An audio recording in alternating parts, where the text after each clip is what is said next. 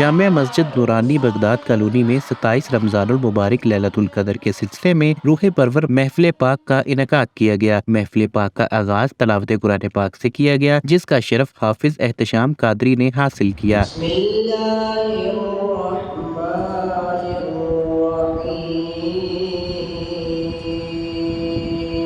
اس کے بعد محفل پاک کا باقاعدہ آغاز ہوا، جس میں نقابت کے فرائض حافظ قاری احمد رضا نے انجام دیے، جبکہ نعت خوانوں میں صوفی محمد جعفر، محمد نظر خان قادری، محمد یاسر اف پھلروان و دیگر شامل تھے۔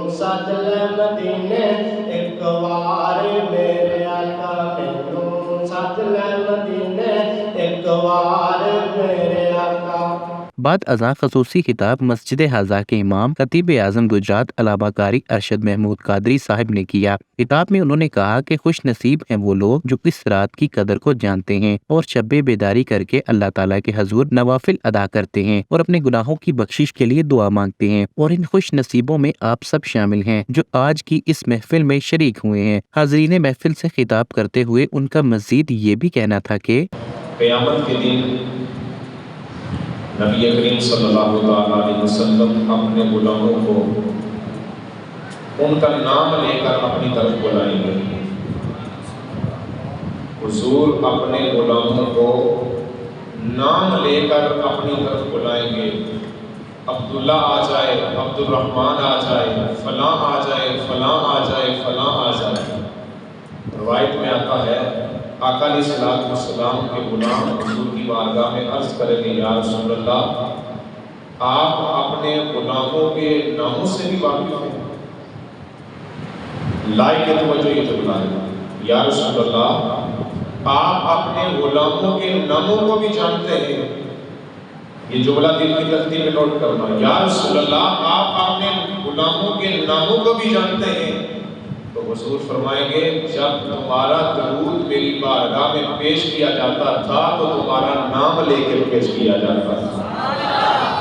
اگر چاہتے ہیں کہ تمہاری حاضری بارگاہ مصطفیٰ میں لگ جائے تو پھر بآواز بلند پڑھیں، الصلاۃ والسلام علیک یا سیدی یا رسول اللہ وعلی آلک و اصحابک یا سیدی یا حبیب اللہ۔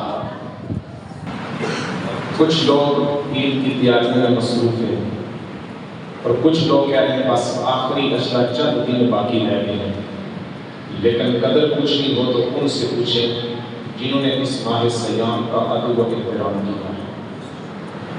وہ مزدوری بھی کرتے ہیں، وہ محنت بھی کرتے ہیں، لیکن پھر بھی جذبات یہی ہیں کاش اللہ سارا سال بھی رمضان عطا فرمائے۔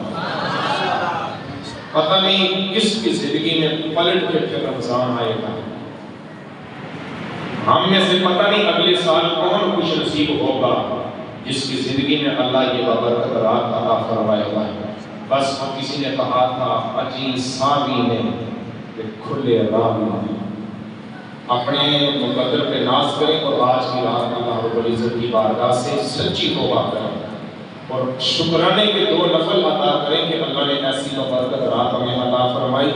جبکہ محفل کے اختتام کے بعد صلاۃ و تسبیح باجماعت ادا کی گئی، جس کے بعد ذکر و اذکار، پھر ملک و قوم کی بہتری کے لیے خصوصی دعا کی گئی۔ کیمرہ مین زین چوہان کے ساتھ رپورٹ رضا چودھری، سہارا نیوز، گجرات۔